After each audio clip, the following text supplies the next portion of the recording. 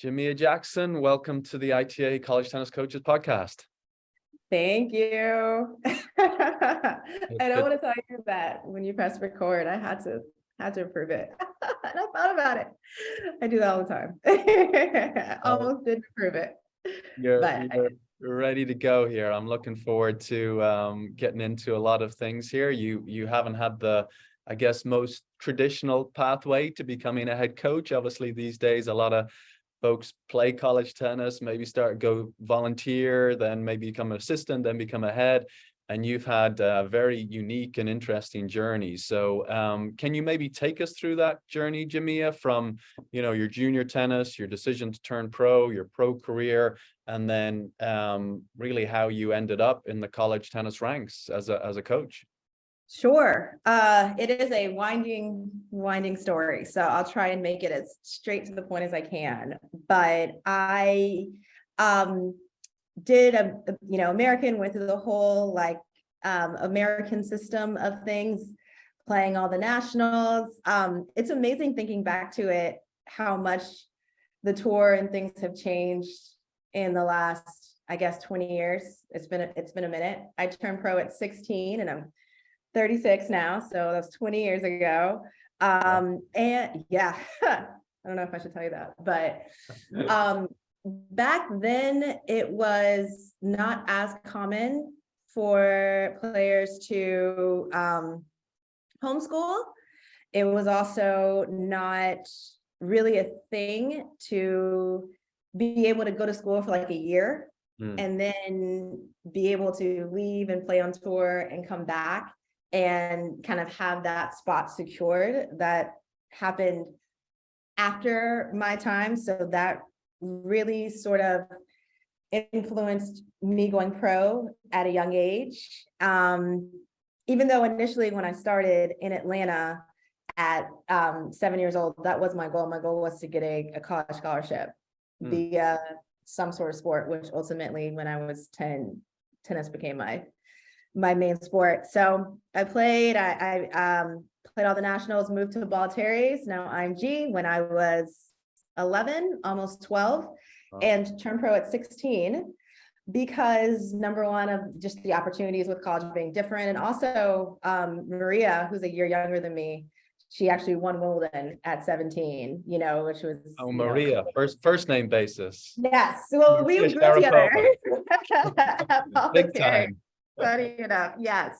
So we were kind of that last era, right, of female tennis players, that players were really not just like getting into slams at 17, 18, but were like, you were winning slams. You had that capability. We were right after Martina, who was winning them at 15, 16 years old. So we had that kind of like expectation for ourselves put on us. And that definitely figured heavily into my decision to turn pro at such a young age. That being said, I always knew I would go to school after playing. It did actually come a lot sooner than I would have hoped for, obviously, but that's sport. Injury is a huge part of it in any sport, not just tennis, obviously.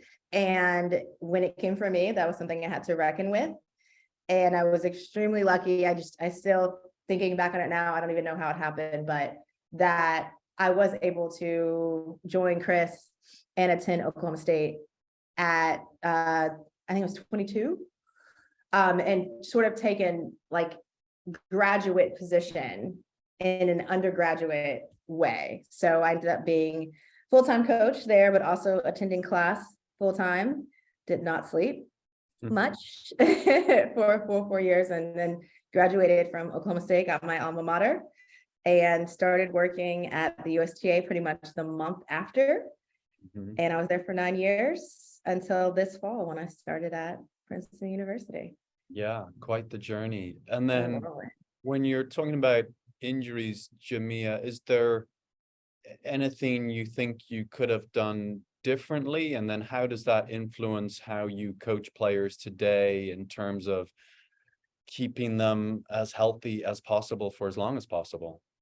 Yeah. Is there anything I think I could have done differently? Yes. It haunts my dreams, for sure. So I think A portion of it was, for me, it was non-fixable. My first injury was a hip injury on my right hip, and it was basically just the pounding and the rotation and the type of game that I played.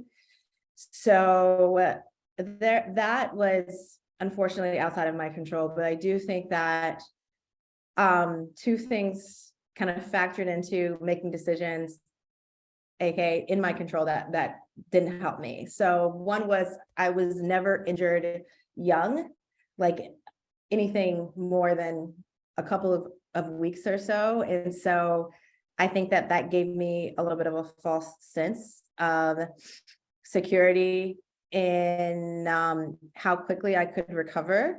And so when I did get this ultimately career ending and so very serious injury, I didn't take it as seriously as I should have. I didn't give it enough time to heal.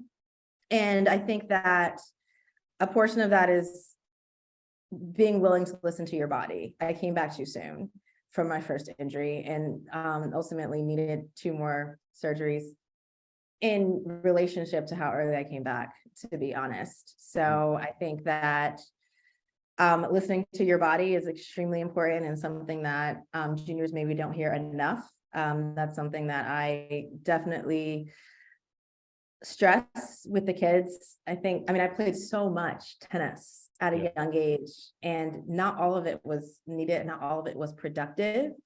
And it was a little bit more for my own mentality than because of what my body needed. And it was listening to, my mind over like what my body was really telling me. That wasn't smart. So I think that I keep that in mind with the players now.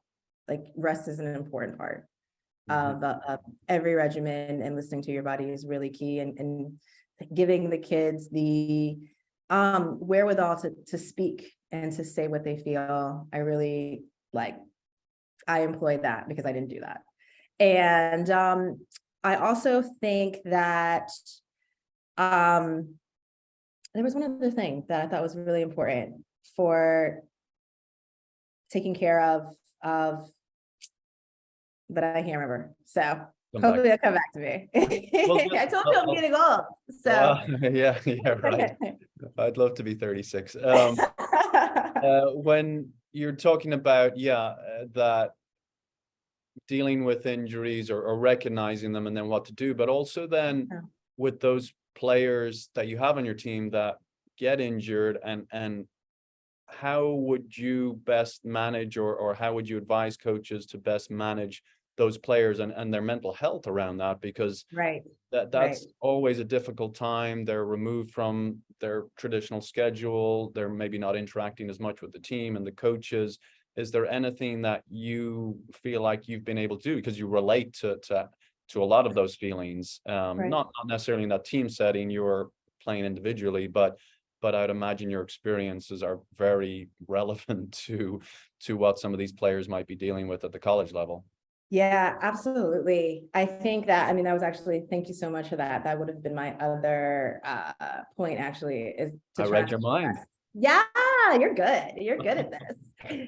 To try not to stress so much, because that does put you at more of a,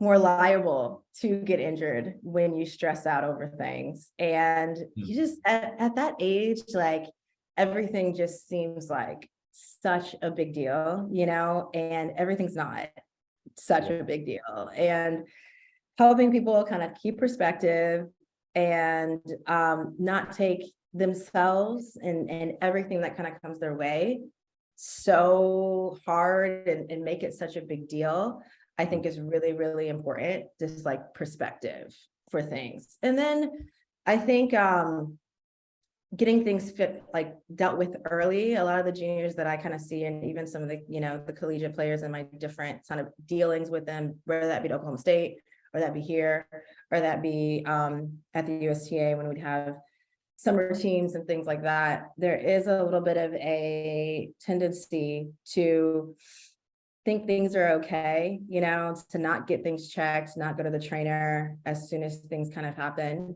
not get the MRI, immediately. and you look back and 4 or 5 weeks have passed and maybe you've continued to play on it and things have gotten worse. Whereas if you would have dealt with it at the jump, you know, you could have nipped it in the bud. So really encouraging people to look at it early and get it figured out early. That can like help your peace of mind. Absolutely. And then it's so important, the mental side of things. Tennis is such a huge part of how we define ourselves, you know, and so not being afraid to still connect with your team in different ways, be that not being on court sometimes, you know, like it being difficult to watch and things like that, but still going to dinner with your teammates and not being afraid to reach out and things like that. I felt like when I stopped playing initially, I did kind of withdraw from my friend group quite a bit, just because I didn't know where I stood. I didn't know kind of who I was away from tennis, kind of being so young. And I do regret that, you know, because I did have really supportive friends in tennis and I had to rebuild those relationships up.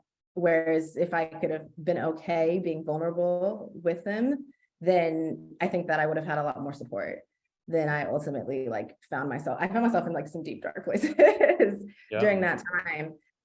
But some of it was during my making, you know, and not trusting certain people. So just kind of really encouraging them to stay connected, even though like it's hard, it's vulnerable. The position that you're in, I think that those have been like things that I feel like I made mistakes with sort of in my career. And I hope that I can help somebody else, some of these players, some of these young kids, step over some of those, you know, potholes that I found myself in.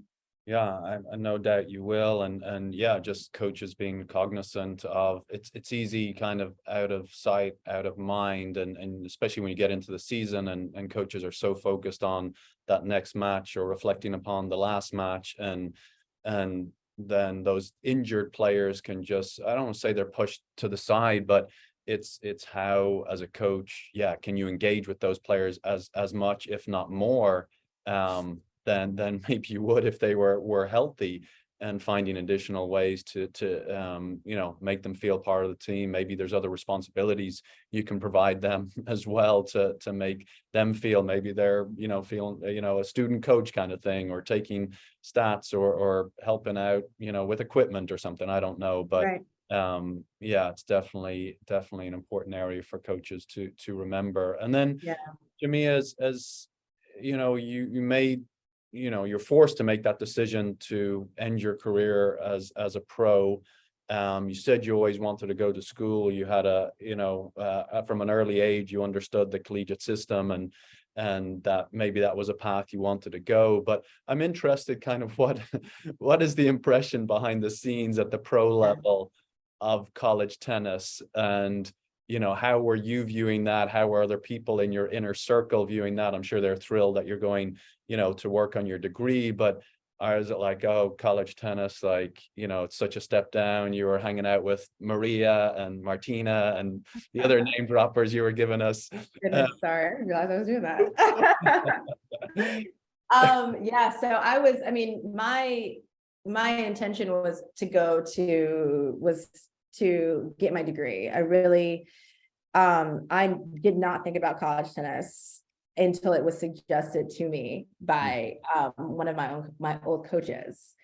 To be completely honest, I think that it was one afternoon. It had been a week long, a week of me making a lot of calls to people in my circle. I guess now they call it teams. We didn't really call it that back then, but coaches and my agent and sponsors and things of that nature, kind of telling them I was taking a break. I didn't know it was next, but that I was gonna go to school. And my old coach suggested that if I went to school, I look to stay connected in tennis, and I try to be a college coach at any school. You know, the conversation really didn't go any deeper than that, but a light bulb kind of went off, and I was like, oh, okay, yeah, that's interesting. And this coach, it was my old coach, who's now the director of tennis with the USTA, Ola Malmquist. He put me in touch with Erica Perkins, who we all know, I'm sure. And at the time, she was the liaison between the USTA and college tennis. Yep. And she helped me, yeah, in every way, kind of prepare resumes and things of that nature. I didn't really have a great grasp on that. But that was really as far as I went in really like thinking about it. It was like a super fast process. I started actually attending school somewhere else, and then I got a call from Chris. He was starting at Oklahoma State. We started together, and we started after the school year had actually begun. And that kind of a whirlwind process, when I think back on it, if I think about what my ideas about college tennis were, I don't know if I have clarity, you know. I was still young, right? And so I had friends who played college tennis, and they went in, and some of them had a lot of success, and I thought they would have a lot of success, and some people I thought would have a lot of success as well, and they didn't have a lot of success. And so I don't think that I really knew like what the level was, right? There ended up being for sure more depth than I expected. And I think that just the sheer globalness of it, which I knew, you know, obviously it calculated, I knew, but when I saw it, it wasn't what I expected, right? But I think that the biggest shock was not the tennis. You know, the biggest shock was all the other things that go into being a college coach, I guess, and that go into the college ranks. And that was what I really had to wrap my head around. Like, I think, I may have told you this, but when Chris was first showing me around, like we stopped by, you know, my office, you know, he was like, here's your office, you know, and I was like, oh, it's great. I have an office, you know, but in my mind, I was like, I am never going to be in there, you know, and be on court all the time. And yeah, as we all know, that was my folly. Yeah. And hopefully that right there, that displays just how much I realized what really went into the process to make everything run smoothly for everyone. I think that's always a big surprise. It's not just it's for folks that have played college tennis and then are, even as a college tennis player, you don't really know. Like, I just see my coach at practice and see him on trips. I mean, obviously there's some other things, but you don't really know what they're doing all day. And it's not exactly coaching. You're like, exactly. oh man, there's you're actually like, this is so I think then the girls, you know, like they just have no idea. They have like you think things just appear and happen. And you're like, no, somebody has to do that, you know. So I think you're not alone in being a little stunned as to what it's all about. But yeah, kind of you to say. Appreciate it. That's kind of you to say. I appreciate it. Well, I think we all struggle with it when we get started, and something, we're trying to focus around a coach education perspective, just informing our coaches that our new coaches or young coaches in the industry that, hey, there's all these other things that you do need to be thinking about and focusing, that being a college tennis coach isn't just developing players, working on team culture and doing some recruiting. There's a lot more that goes into it. And then I think you probably work for one of the best coaches in our industry in terms of knowing what all those buckets are and excelling in all those areas. I mean, Chris Young, what he's done at Oklahoma State with your help starting off, and since then, he understands the fundraising, he understands the facilities piece, the community engagement piece, getting fans out, hosting events. He's going to be the host for the NCAA championships next year. So what are some of the key lessons that you learned from Chris during your 4 years there? Yeah, Gosh, I mean, when I think back on my time with Chris and what I learned, I think that the first thing is probably like some regrets because I don't think I learned enough, you know. I think that when I first came in, it was, you know, a very like, even though I took it a different path, it was the kind of the normal situation where you have someone who's relatively young, you know, coming into this new job, coming off teenage years, where you don't realize that you think you know everything, but you think you know everything, you know. And I think I spent like, you know, the first year and a half really just realizing, you know, in little spurts that I did not know everything, you know. And I think that Chris is really, really good in modeling what is correct. And along those lines, one of the things that he really does model is he's just like a lifelong learner. It's like what you said about the amount of knowledge that he has and he continues to learn is it's insane. Like I remember Chris came to my home once, like in Tennessee. My parents lived in Tennessee. And my parents had him over for dinner. And, you know, I'm there, I'm talking to my mom. We're, you know, talking about family, talking about everybody, talking about, you know, a lot of nonsense. And Chris and my dad never met before. And they started having they were having this conversation and they just both kept talking. I was like, are they best friends or like what? And finally, like 35 minutes in, like I start listening because I'm like, what are these two talking about? What is happening? And it was just, once I started listening, I really clued in because they were having this like in-depth sports conversation as guys tend to do. But it went on and on and on and on, you know, in 1957, you know, this coach did this with this player and man, how did it turn out? Yeah, but this coach in 1942, you know, and like, what?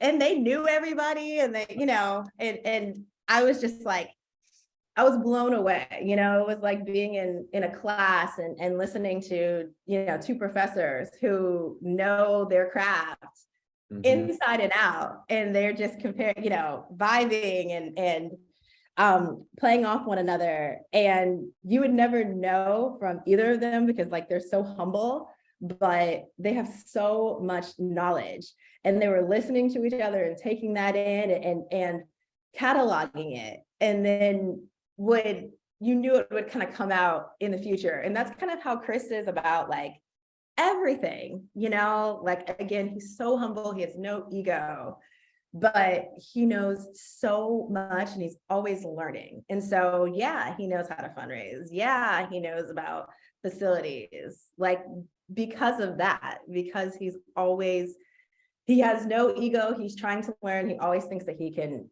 get better. Right. And I think that his like managerial style of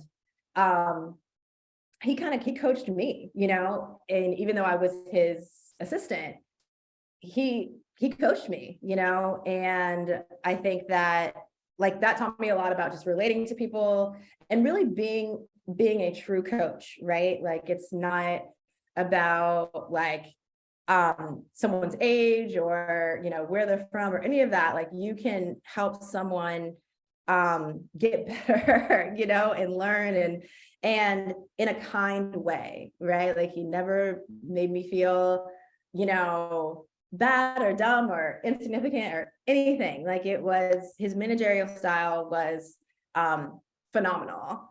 And I think that because of those sort of two things, a lot of other lessons, as far as like becoming more disciplined and as far as like trying to become more organized, which I'm sure he would admit he failed on that. But because of those sort of two things, I was able to learn more lessons, you know. And like looking back now that I am like still in coaching, I think when I was there being so young and really not knowing what I wanted to do ultimately, I didn't pick up all that I really could have picked up from him. And so I still call him quite a bit. He probably wishes that I did it. But yeah, I learned how to, I guess, even, from, I don't know, philosophical point of view, how to become more of a teacher, I don't know. Yeah, no, it's yeah, having experienced Chris, I can absolutely imagine Yeah. all those things, and yeah, like you said, that managerial style, I think it's very even keeled, doesn't get too high or too low. Always really appreciated that about Chris, because you see some other folks going a little mental at times. So I think myself and Chris could lower the temperature in the room. Maybe not when we were playing each other, but Yeah, we had some battles, that's for yeah, sure. yeah, But yeah, he has an incredible vision, yes, and I think that helps with that as yes. I well, mean, that you keep your eye on the prize, yeah, for that's sure. that's probably the most. You're right. I mean, the vision he created there. There's no necessary reason that you would have that vision, right? And maybe being from there helps. I think maybe if you're from, or a location, or understand the community. He's from Oklahoma. He understands that area, and was able to create and then realize this vision for what that program could be. And it's truly amazing, remarkable story. And yeah, we're lucky to have him in the college coaching ranks. So he could Yeah. be in any industry and probably making $10 million. I ask him that all the time. Why are you college coaching? You could be running the country. And but Really good. anyway, Yeah, it's uh, amazing. He's amazing. an Yeah, amazing person. So yeah. we're lucky to have him. There's no doubt. But Jamea, so you leave Oklahoma State, you go over to USTA player development. So now you have, your own experience as a player. You have your 4 years working with Chris and working with these collegiate players. You now move over to USTA player development. You're working with some of the top players in the country that are transitioning into pro tour. You're surrounded by these, again, incredible coaches. How has your coaching philosophy maybe evolved through the years? And yeah, where is it at now, and how have those experiences and influenced that philosophy? Yeah, great question. Let me see again if I can make this as short as possible. I think that obviously coming off the tour and going straight to work with Chris, being around him, I did begin to develop a philosophy that was separate from myself. I'm sure that when I first went there, a lot of the things that I thought were like about me or my career, or maybe tangentially the people that I had grown up with and seen around me, but it wasn't a coach's philosophy, right? Like it was sort of a collection of things that I believed, and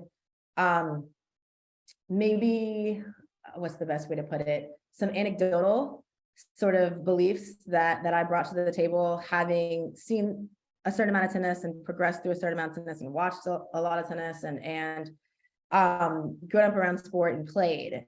But I was just beginning to kind of form a philosophy, and going to the USTA was excellent in a lot of ways, but for sure from a philosophical point of view, because I found, Jose's philosophy there, the five P's that ultimately, I suppose I was able to fit a lot of my anecdotal and personal beliefs into. I thought that it was broad enough to where it allowed so many different people. I mean, there's so many ways to play tennis. There's so many different kinds of players. There's so many different scenarios that can lead you to being very successful. And this philosophy was big enough to where you could fit that into it, and kind of make it your own. But it was encompassing enough to where it made sense, and you could kind of call on it in a lot of different situations. And so I really, instead of originating my own, I really borrowed a lot from his philosophy around, patience and progressions and problem solving. and a lot of thoughts with like knowing different ages and stages. Obviously from being at Oklahoma State and working with a mostly grown set of players, to moving to the USTA and working with someone who's 10 1 hour, and working with someone who is 18 the next hour, and they're all, at the top of their level, and, making sure they all get something out of it, and that it's direct and it's pinpoint for that age. I think was something that I got much better at there because of the philosophy, if that makes sense. So that was a huge part of me just like really clarifying what it was that I believed and how like the application process looked. And Jamea, so for those coaches that, again, I don't think there's very few coaches who had your experiences and the type of network and what you've been exposed to, especially in player development and coaches from all over the world. And I'm sure you've picked up so many things through the years, even from the age of 16, when you're at a Grand Slam event and you're practicing with another top player and their coach is talking to them, etc. But for those coaches that don't have that type of exposure, how would you encourage them to learn, to develop their own coaching philosophy, to become better coaches? You talked about Chris being a lifelong learner, and I think we encourage all our coaches to be that. But how might they start this journey or go on this journey and really learn and refine who they are and what they're about as a coach? Yeah, I think that like there are so many places that you can learn. That's like sort of the best thing about like sport, that it's a little bit more maybe egalitarian than other different things in life. So I think that like this podcast, I think you and I have talked about that, like seeking out ways to learn, people to listen to. When I was at USTA, like we did we did so many we did so many, well, I'm losing my words today. We did so many we demonstrated so many times just in front of each other, like we went to a bunch of conferences and listened to other coaches.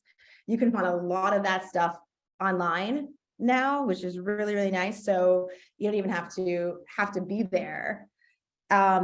Using your network of coaches, like especially maybe older, more experienced coaches who reaching out to them. I found that extremely helpful. That was really one of the most amazing things about being there, that there were, coaches who had been coaching for 25, 30 years, and I would kind of have a situation that I was going through with a certain player, and we would have conversations about it. It was really, really nice to be able to kind of bounce things off of coaches instead of it always kind of being a trial and error type thing, and I think not being afraid to have those conversations, like we'd have conversations like, well, if I was coaching someone to play your player, like this is my game plan, and vice versa.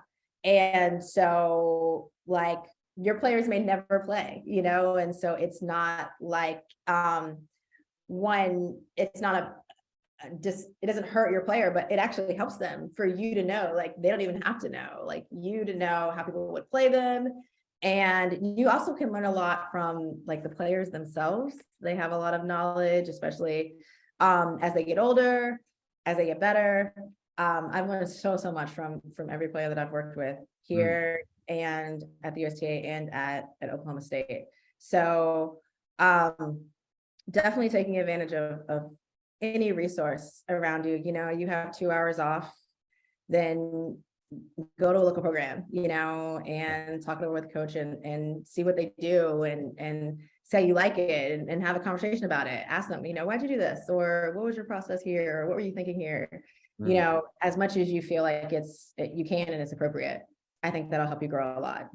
Yeah, yeah, and I think coaches are more willing to share than maybe we think as younger Yeah, coaches, maybe a little intimidated, but most coaches will be happy to engage and yeah. share their experience. Coaches love talking tennis. Like it's actually, it's like it's actually, I don't have very many conversations that don't involve tennis. So, which to people's chagrin, I'm sure. But people love to tell you what they think and talk things through for sure. Yeah, everyone has an opinion. Um, and then, as you just kind of from a, I guess, I don't know what the right word, we're both struggling for our words, I guess, tactical sense. Like, is there something that maybe during your time at USTAPD that you implement now? Like, I'll give you an example. So when I was the assistant coach at Northwestern for Claire Pollard, one of the things that she did was, instead of doing the traditional volley warm up, you're kind of halfway between the net and the serve line, you warm up your volleys. She'd have her player start on the serve line, hit one volley there, move in, hit a second volley, close the net, hit a third volley. That was how you warmed up your volleys. It's like, that makes a lot more sense than just being stagnant. I mean, obviously there's some exchanges and doubles where you're in that position and you're volleying back to the baseline player or to the net player, but really it's not practical the way we warm up and practice our volleys. And so that like stuck with me, and something, okay, wherever I go, whatever player I'm working with, etc., I'm going to implement that. Was there anything like that that really stuck out to you that you apply to this day? Yeah, I love that. Claire's so good. I love that. I think that really, to me, sort of embodies what practice should be, I guess. And I definitely I try to make practice as realistic as possible, like from, making sure when they're going cross that they're recovering, like we have a tendency Yep. just to, yeah, Yeah, the just corner. to, I'm yeah, just guilty stand in too. the corner. Yeah, and you just hit and it feels great, and then you go and you play and you're like, it doesn't feel as good. Well, it's like, yeah, you have to hit and move. And I mean, it's a movement game. And you're actually, just to kind of take that scenario and run with it, when you're just standing in the corner, you're just hitting cross court to each other, you're actually in a way practicing bad habits. You're practicing not just from a physical situation where you're not recovering, you're not taking good angles to the ball, but also from a mental, right, standpoint, which is the most important thing in practice, like, or in tennis, in any sport, your mind. You're practicing hitting shots from different parts of the court that you wouldn't hit, in a match, because they would get you hurt, right? Yeah. But now you've been hitting them in practice, you're hitting them in a match, and you're hurt and you don't know why, right? Like, what a terrible position to be in, that you don't know what's going on and you don't know how to change it, but your practices are reinforcing this, right? And so I think that is just a general rule, and something that I felt like Ola, when I was a player, he was amazing at this. Like, I never felt like I was doing the same drills over and over again. Practice never got redundant, but it was because I was like engaged, and it was always like very purposeful, and like running and moving, it does become more fun when it's purposeful and when you're learning, right? And so I think that is something that I do try to bring to practice, and something as simple as, recovering off the cross courts. I mean, I think that it's simple, but it's not easy, right? And it's very easy to overlook. Certainly definitely for our players, and also, like, for us. So those details in doing things that make, practice as realistic as possible, so you have one less thing to think about in a match. I mean, it's huge, so yeah, I think if I'm thinking of another, I think that's a specific thing that we talk about a lot, just that kind of those kind of drills, I think, are huge. Yeah. Yeah. Yeah, for sure. And then Jamea, I mean, just talking about transitions, transitions professionally, not at the net, but again, you have a very unique journey here. You're at Oklahoma State, you're then at USTA PD, you're now a head coach at Princeton. So you had that break in between being an assistant and a head coach, which is rare, right? In our industry, usually you're kind of transitioning from assistant to head coach. But you have that break, but you're a head coach at a very different institution. I can relate. I went from Northwestern, which is a certain, I guess, clientele, to University of Oklahoma, which is very different. And so how did you manage, maybe not even manage that transition, but when you landed in Princeton, you got the job, those first few days, those first few weeks, those first few months, how did you navigate this new environment? How did you learn more? Because you're right on the road recruiting, and you need to be able to talk intelligently about what the school and the athletic department, etc., has to offer. So how did you soak in as much information? How did you figure out what those differences are? Again, everywhere has its strengths and weaknesses. There was probably some things that you maybe didn't know about in the interviewing process that you get on campus, and you're like, you're telling me I can't do this, or this is your process for doing that. Like, that wasn't the case at Oklahoma State. So how do you, because I know that's a frustrating time for coaches, and just, again, any advice on how you managed it, how you'd encourage others to manage it? Yeah, I'm still learning. I'm sure. Yeah, for sure. Definitely, I think that, well, at first, both are orange and black, so that was comforting. The colors are the same, but I think that that's probably where the similarities between the organization kind of start and end, right? Yep. And learning that has been challenging, but also I think what has helped me has been using the resources that are here, I think, and that is the other coaches in a lot of situations, getting to know, the basketball coach and the track coaches. I mean, some of the track coaches have been here for longer than I've been alive, and so they are incredible resources. Like, they can almost like kind of see a kid and see where they fit, and kind of know where that kid like really, really wants to go, which is an incredible kind of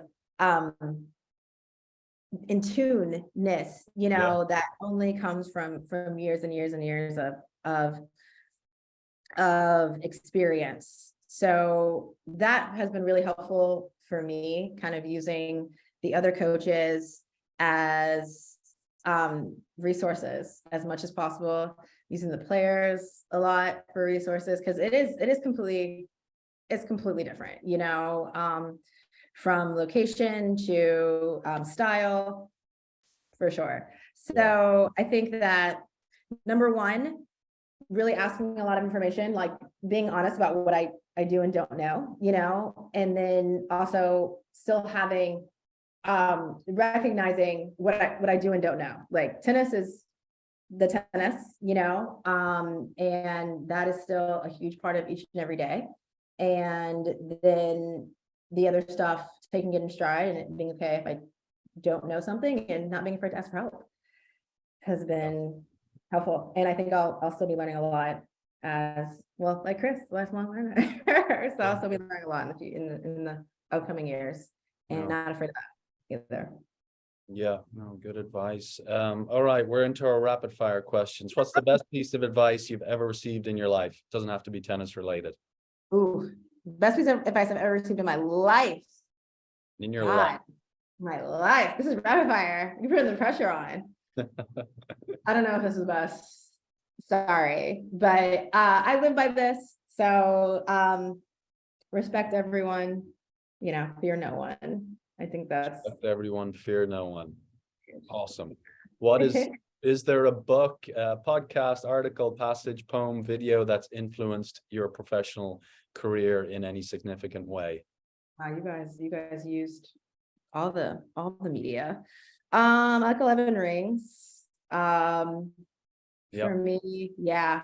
I think that what he did as far as, finding a way to treat everyone individually, in a team sport, I think that's huge. That's something that we try to do as tennis coaches, for college, especially kind of players coming in used to it being just purely individual. I think that learned a lot from that, and as well, just the mental side. That was really interesting, kind of seeing before it really like became a thing. How he, how he, I mean, he kind of made it more of a thing. Yeah.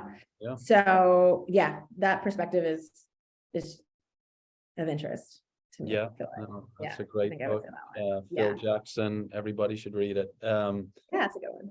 Okay, and then now that you're a head coach, what is one thing you hope your players that graduate from your program learn from you? What's one thing they hope, or you've influenced in some way, or the lesson they take away and will remember, oh, Jamea taught me that? I don't know. Gosh, one. Ooh, maybe here. Just the importance of, I think this actually does go in line with a lot of like Princeton's beliefs. The importance of balance and what that means for you. For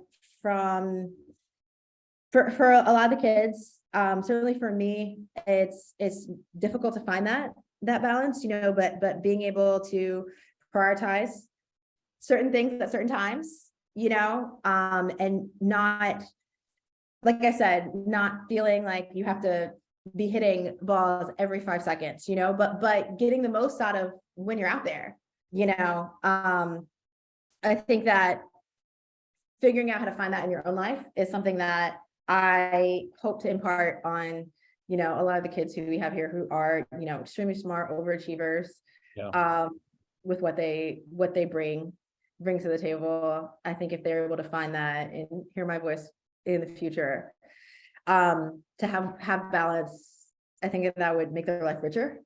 And that's something that Princeton definitely, I've been really impressed since I arrived with how important that tenet is here. I don't know that I expected that. I don't know that I thought about it at all, but it is a really, really important part of the liberal arts degree here. And I totally agree with it. And so I hope that through tennis and through the education, that we help them sort of achieve that going forward. Yeah, that's incredible, because I think at that age, you're not necessarily thinking about balance in your life. It's not until you get into it and start realizing you have absolutely no balance whatsoever. At that point, it might, not that it's too late, but it's but that you need to prioritize it, right? That you need to actually make this something that like value. Yeah.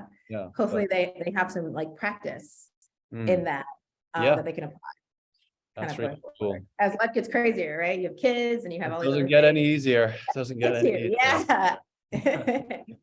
Well, Jamea, this was an absolute pleasure. I am so thrilled that you are back in the college tennis coaching ranks. The USTA could have you for a few years, but you're back now, and you better be with us for many decades to come. So thank you for doing this today.